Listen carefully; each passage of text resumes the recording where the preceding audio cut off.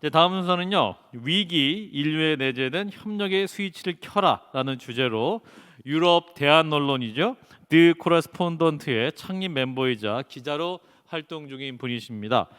리터르 브레이흐만님의 특별 강연이 있겠습니다. 리터르 브레이흐만 기자님의 일정상 실시간으로 참여하지는 못하셨습니다만 오늘 포럼을 위해서 강연 영상을 보내주셨습니다. 자, 그러면 화면으로 강연을 만나보겠습니다. 여러분 안녕하십니까? 제12회 아시아 미래 포럼 참가자 여러분, 저는 리트허르 브레흐만이라고 하고요. 네덜란드 역사가입니다. 저는 하우턴이라는 작은 도시에 살고 있는데요. 암스테르담 남쪽에 위치한 도시입니다. 오늘 이렇게 여러분들 앞에서 강연할 수 있는 기회를 얻게 돼서 큰 영광으로 생각합니다.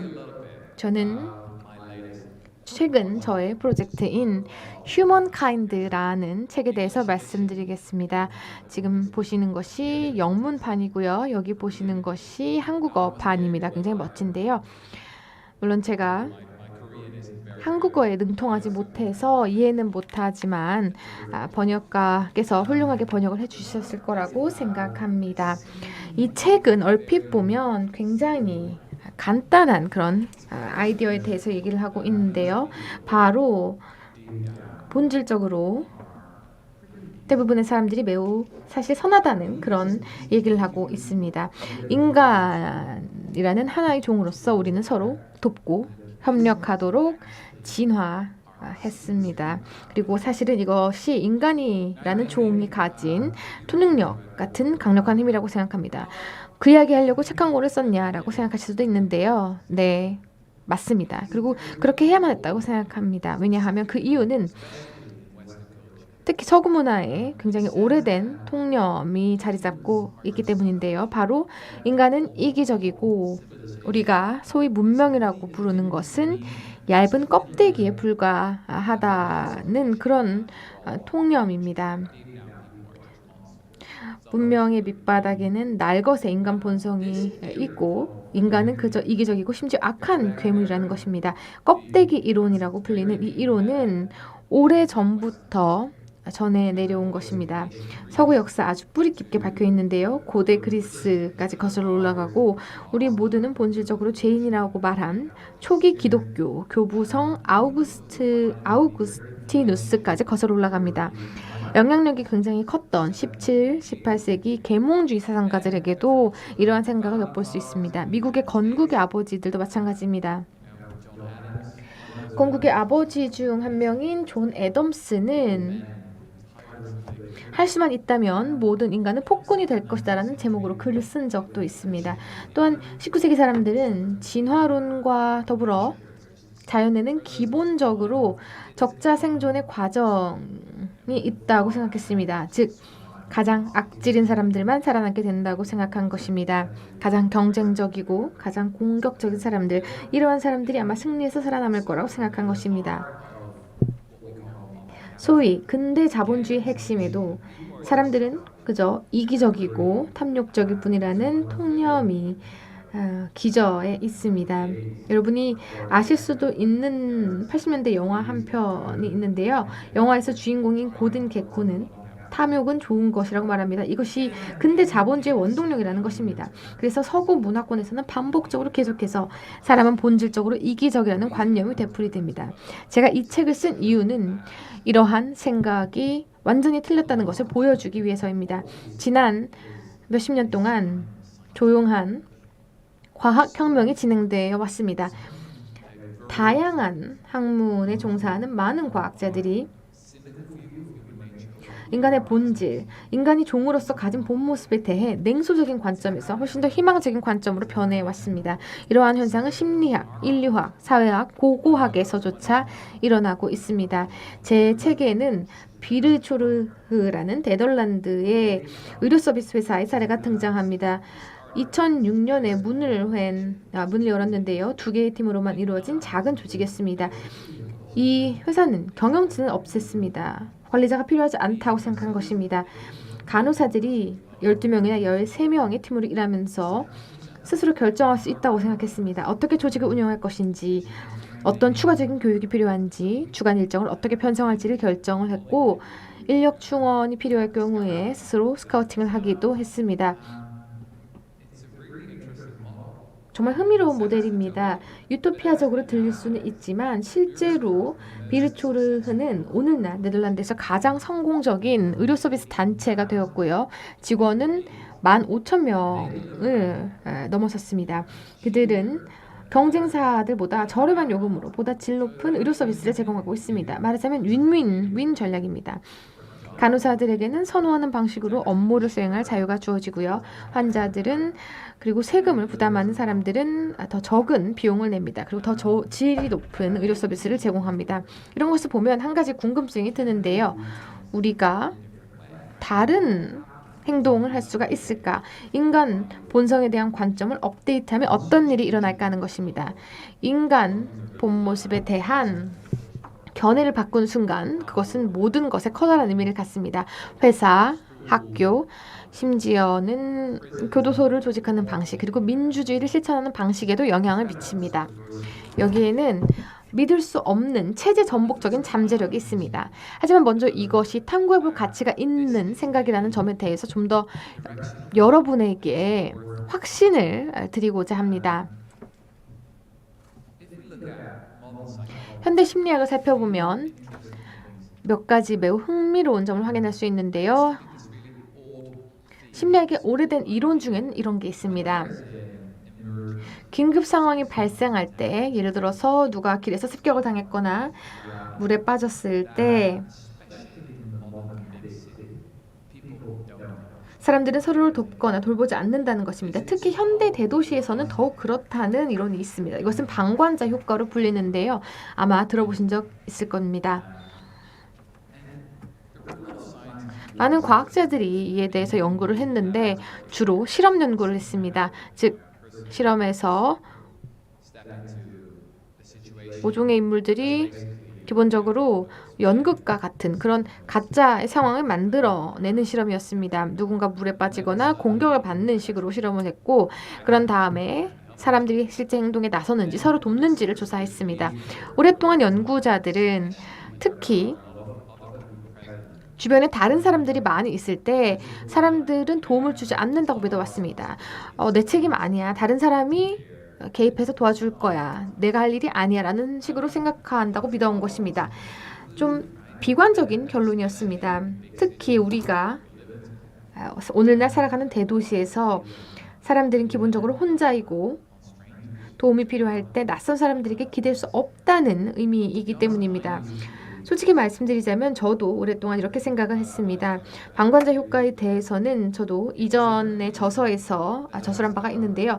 최근에 와서야 이것이 사실은 완전 정반대란 사실을 알게 됐습니다. 오늘날에는 새로운 세대의 연구자들이 등장하게 되었는데요. 이 연구자들은 앞서 말씀드렸던 실험 연구에 의존하지 않습니다. 이들은 실제 세계에서 실제 사람들이 어떻게 행동하는지 살펴보기를 원합니다.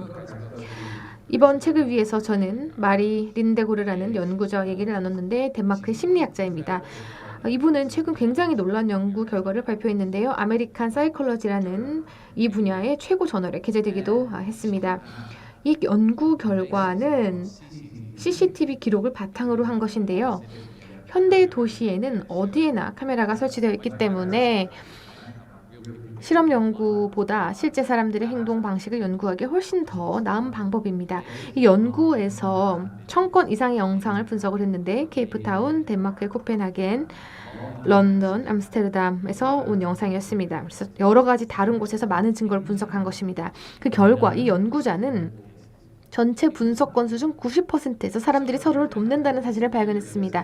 그렇다면 오늘날까지도 학교에서 수백만 학생들에게 가르치고 있는 이 모든 이론이 틀렸다는 것이 입증된 셈입니다. 학생들에게 가르치는 다른 여러 가지 이론들도 마찬가지일 것입니다. 아마 스탠포드 교도소 실험에 대해 들어보신 분들이 계실 겁니다. 심리학의 주요 연구 중에 하나인데요. 거의 모든 교과서에 실려 있습니다. 전 세계적으로 가르치고 수많은 학생들이 이 이론에 대해서 들어본 적이 있을 것입니다. 대략적인 이야기를 말씀드리자면 1970년대에 필립 짐바르도라는 심리학자가 가짜 교도소를 만드는 아이디어를 내놨습니다. 24명의 학생들을 대상으로 12명에게는 교도관 역할을, 다른 12명에게는 재소자 역할을 맡겼습니다. 그리고 이 학생들을 스탠포드 대학교 지하실에 두고 이렇게 얘기를 했습니다. 여러분이 원하는 대로 교도소를 운영해도 된다. 우리는 그냥 뒤에 앉아서 지켜보겠다라고 얘기한 것입니다. 학교에서 가르치는 대로라면 이 일화에서 교도관 역할을 맡은 학생들은 아주 빠르게 괴물로 변합니다. 믿을 수 없을 정도로 악질적이고 가학적인 행동이 나타나서 다른 학생들, 즉 재소자 역할을 맡은 학생들을 심지어 고문하기까지 합니다.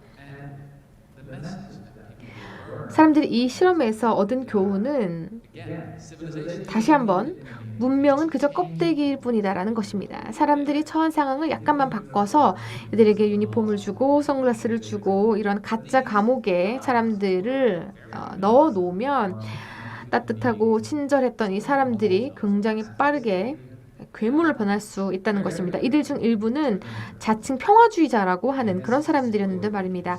이 이야기는 아주 큰 영향력을 발휘했습니다. 이 실험을 다룬 다큐멘터리가 제작이 되고 헐리우드 영화가 만들어지기도 했습니다.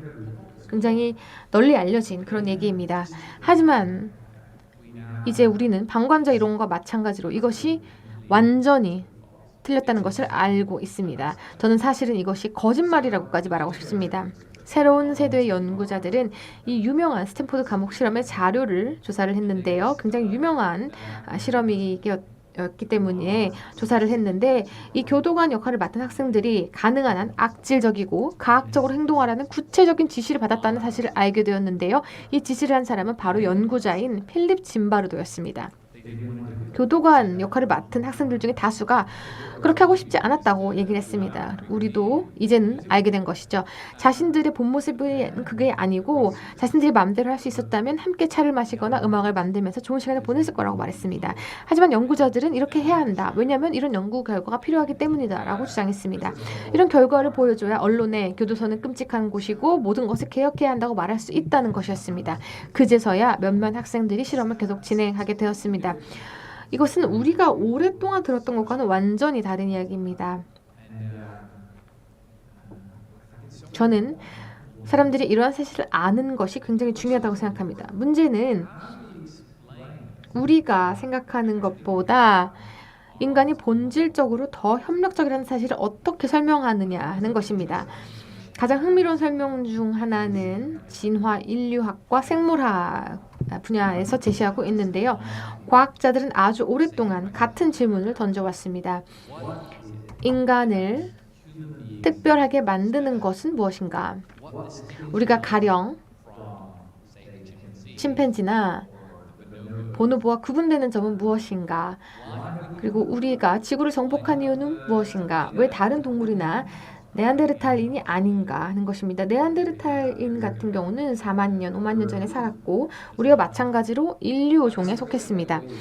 우리 스스로에게 즐겨하는 이유는 우리가 정말 똑똑하고 에너지 20%를 소비하는 큰 뇌를 가졌다라는 그런 이유였습니다. 네, 물론 맞습니다. 실제로 매력적이고 솔깃한 설명이긴 합니다. 하지만 문제는 실제로 인간은 그다지 똑똑하지 않다는 것입니다. 우리가 알고 있는 것의 대부분은 다른 이들로부터 배운 것입니다. 예를 들어 저는 10가지 셀 수가 있습니다. 하나, 둘, 셋, 넷, 다섯, 여섯, 일곱, 여덟, 아홉, 열 셀 수 있죠? 굉장히 인상적이지 않습니까? 하지만 제가 아마 이러한 수의 체계를 만들지는 못했을 것입니다. 부모님이나 선생님들한테 배운 것입니다.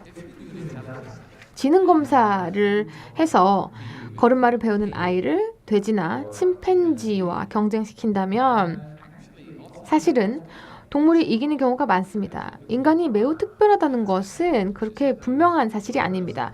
우리는 대부분의 것을 다른 사람들로부터 배웁니다. 우리가 가진 것은 이러한 누적된 문화, 집합적인 두뇌입니다.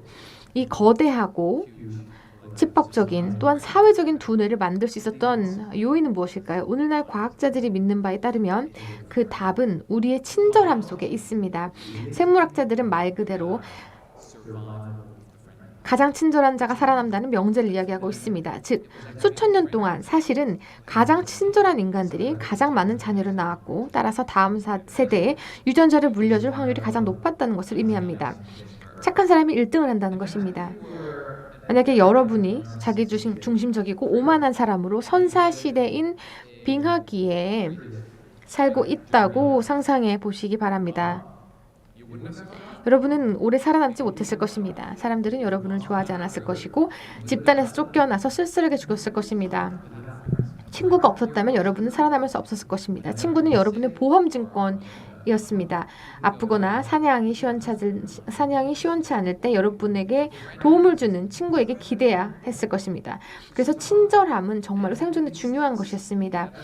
지금 우리가 가진 우리 신체에도 이에 대한 증거를 찾아볼 수가 있습니다. 우리의 고유한 능력을 보여주는 몇 가지 흥미로운 사례들이 있는데요.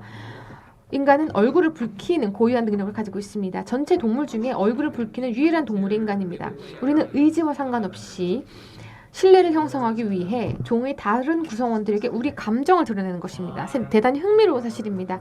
우리가 이러한 능력을 진화시킨 이유는 무엇일까요? 이 진화에 어떤 이점이 있을까요? 바로 우리가 협력하는 데 도움이 되기 때문입니다. 우리 눈도 마찬가지입니다.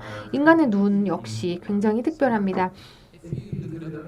총 200여 종의 영장류들이 있는데요. 보노보, 침팬지, 오랑우탄 이런 다른 영장류들은 모두 홍채 주변이 어둡습니다. 하지만 인간은 홍채 주변에 흰자위가 있습니다. 그래서 이 흰자위를 통해 여러분은 제가 왼쪽을 보는지 오른쪽을 보는지 알 수 있습니다. 그런 식으로 저희 시선을 추적할 수 있는 것입니다. 제가 침팬지라면 불가능할 것입니다. 적어도 매우 어려울 것입니다. 굉장히 흥미로운 사실입니다. 왜 인간은 이렇게 할까요?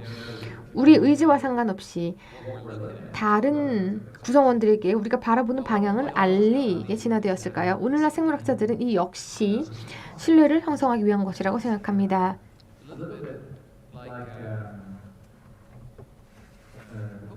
포커를 치는 사람들을 비유할 수도 있겠는데요. 침팬지를 보면 선글라스를 끼고 포커를 치는 사람들 또는 선글라스를 낀 마피와 단원과 비슷하다고 보시면 됩니다. 자신들의 생각을 드러내고 싶어 하지 않습니다. 하지만 우리는 마치 오픈북처럼 모든 것이 훤히 들여다 보입니다. 우리 DNA에 다름 아닌 우리의 생명활동 속에 진화로 형성된 우리의 모습 속에 내재되어 있는 것입니다. 이것은 퇴보나 문제라고 생각하지 않습니다. 사실은 우리 초능력과 같은 강력한 힘으로 소통하고 서로를 신뢰하고 협력할 수 있도록 해준 능력입니다.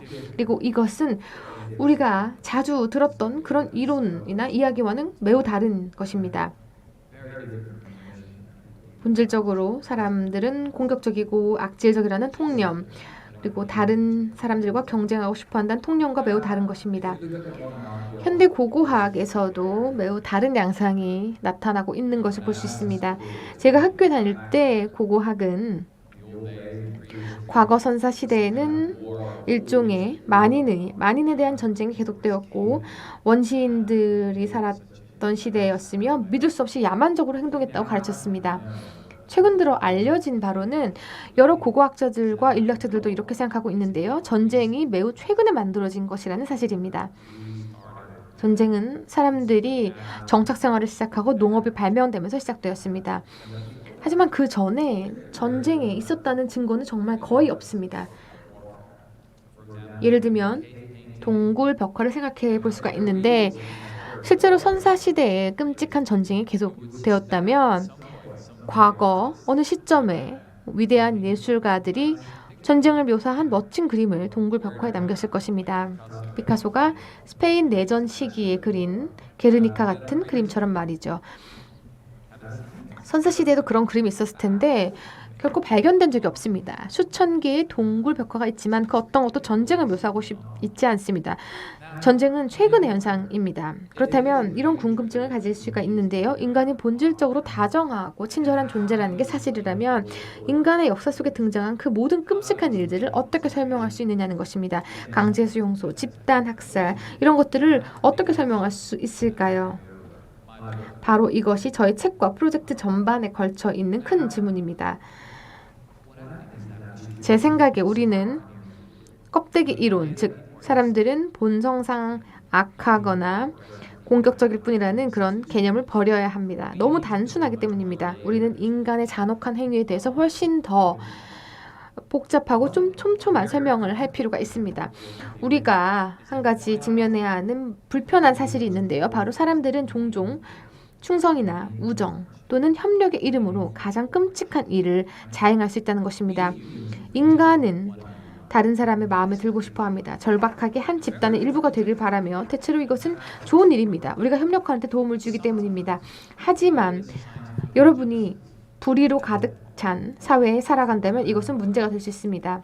예를 들어서 지난 몇 달간 저는 18세기 노예제에 관한 글을 많이 읽었는데요. 아시겠지만 그 시기에는 대서양을 가로질러 대규모 노예 무역이 실시되었습니다. 당시 대부분의 사람들은 그것을 정상적인 삶의 일부로 여겼습니다. 심지어 진보적 지식인이었던 계몽주의 철학자들까지도 노예제가 매우 악질적이고 그렇게 유쾌하지만은 않은 현실이지만 어쩔 수 없는 결코 바뀌지 않는 그냥 현실이라고 생각을 했습니다. 노예제를 반대한 최초의 사람들, 소위 노예 해방론자들은 현재의 상태에서 벗어나려는 의지를 가졌습니다. 기꺼이 급진적이고 비합리적이며 비현실적인 사람이 되고자 한 것입니다. 당연히 이 사람들은 조롱받았고 종종 정신 나간 멍청이들로 폄하되곤 했습니다. 하지만 뒤돌아보면 우리는 역사가로서 그들이 역사의 올바른 편에 서 있었다고 말할 수 있게 되었습니다. 역사가로서 제기할 수 있는 흥미로운 질문 중에 하나는 바로 미래 역사가들이 우리를 어떻게 바라볼 것이냐는 문제입니다. 우리는 지금 고대 그리스인이나 마야인 또는 로마인들을 되돌아보면서 노예제라든지 인신공양 또는 끔찍한 인권학대에 경악할 수 있습니다. 하지만 흥미로운 질문은 미래 역사가들이 우리를 어떻게 평가할 것이냐라는 것입니다. 우리는 정말 사다리의 꼭대기에 도달한 상태일까요? 너무 문명화돼서 도덕적으로 더 이상 개선할 것은 없다고 말할 수 있을까요? 아니면 우리는 여전히 끔찍한 범죄를 저지르고 있는 것일까요? 예를 들면 우리가 동물을 다루는 방식 같은 것을 생각해 볼 수 있을 것 같습니다. 또는 어쩌면 이렇게 엄청나게 불평등한 경제를 구축했다는 점에서도 아직도 끔찍한 범죄를 저지르고 있는 것은 아닐까요? 일부는 너무 부유한데 가난한 사람이 너무 많은 그런 경제 말입니다. 우리 후손들은 우리를 어떻게 바라볼까요? 이런 것들은 우리의 생각을 넓히는 질문으로 우리 스스로 자문해 봐야 하는 질문입니다. 바로 이런 것 때문에 저는 모든 사회과학 중에서 역사학이 가장 흥미롭다고 생각합니다. 역사학은 상황이 변할 수 있다는 것을 보여줍니다. 우리가 만든 현재의 사회 경제 구조에 불가피한 것은 어떤 것도 없습니다. 모든 것은 긍정적으로든 부정적으로든 바뀔 수가 있는 것입니다. 저는 진정으로 유의미한 변화는 종종 하나의 생각에서 출발한다고 믿습니다. 처음에는 어리석고 좀 정신나간 소리로 묵살되지만 문제의 핵심으로 나아갈 수 있는 그런 생각 말입니다. 그러한 흥미로운 생각 중 하나는 사람들은 우리가 생각하는 것보다 훨씬 더 선하다는 것입니다. 그리고 우리는 서로 협력하고 돕도록 진화해 왔다는 것입니다. 인간 본성에 대한 이러한 견해가 어떤 의미인지를 잘 생각해 본다면 우리는 모든 것을 완전히 다른 방식으로 할 수 있음을 깨달을 수 있습니다. 앞서서 저는 조직을 어떻게 재편할 수 있는지 말씀드렸는데요. 다양한 수준의 관리자들이 필요하지 않을 수도 있습니다. 그리고 우리 학교 역시 재설계할 수 있습니다. 아시아와 미국 그리고 유럽의 많은 지역에는 매우 엄격하고 위계적인 학교들이 세워져 있습니다. 이런 학교들은 학업 수행 능력과 시험에만 관심을 갖습니다. 하지만 그곳에서 우리는 무엇을 하고 있습니까? 왜 아이들의 선천적인 호기심 그리고 세상에 대해서 더 알고 싶어하는 아이들의 본질적인 동기를 더 신뢰하지 않는 것일까요?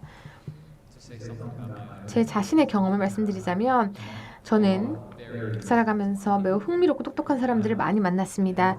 저를 놀라게 한 것은 진정 창조적이고 흥미로운 기업가나 작가들이 종종 학교에서 낙제생들이었다는 사실입니다. 이것이 우리 교육제도에 시사하는 점은 무엇일까요? 우리는 사람들이 세상을 바꿀 수 있도록 교육하고 있는 걸까요? 아니면 현재 상태를 유지하기 위해 교육하고 있는 것일까요? 우리 스스로 자문해 봐야 할 질문 중 하나라고 생각합니다. 물론 처음부터 엄청난 혁명이 일어나야 하는 것은 아닙니다. 제가 책에서 한 학교의 예를 들었는데요. 이 학교에는 숙제가 없고 아이들이 연령과 학업 수준에 상관없이 함께 섞여서 생활을 합니다. 그리고 아이들에게는 기본적으로 원하는 것이라면 무엇이든지 공부할 자유가 있습니다. 지도교사들은 아이들의 안내자 역할을 합니다. 제가 처음에 그 학교에 방문했을 때 사람들이 여기서 제정신이 아니구나라고 생각을 했습니다. 이런 학교가 제대로 운영될 리가 없다고 생각했기 때문입니다. 아이들이 하루 종일 비디오 게임이나 할 거라고 생각했는데 실제로 그렇지 않았고 학교는 제대로 기능하고 있었습니다. 많은 영감을 주었고요. 교육의 가능성에 대한 제 생각을 완전히 바꿔놓았습니다. 하지만 말씀드린 대로 반드시 이처럼 완전히 다른 시스템으로 처음부터 바꿔야 하는 것은 아닙니다. 한 걸음씩 점진적으로 나아갈 수 있는 것입니다. 다시 한번 오늘 저를 초대해 주셔서 감사하고요. 환상적인 포럼이 되시기를 기원합니다. 그리고 다음에 만날 때까지 안녕히 계시기 바랍니다. 감사합니다.